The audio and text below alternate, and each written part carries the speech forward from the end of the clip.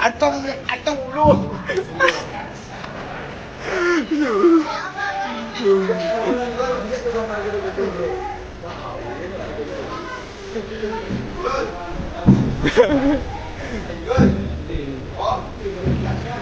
Matiang ni cabut lu, pengejar saya pembelat kan.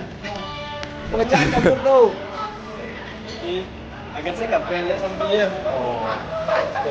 Cabut. Abang betul, geser lu abang. Abang itu bang pembelat meledak tu.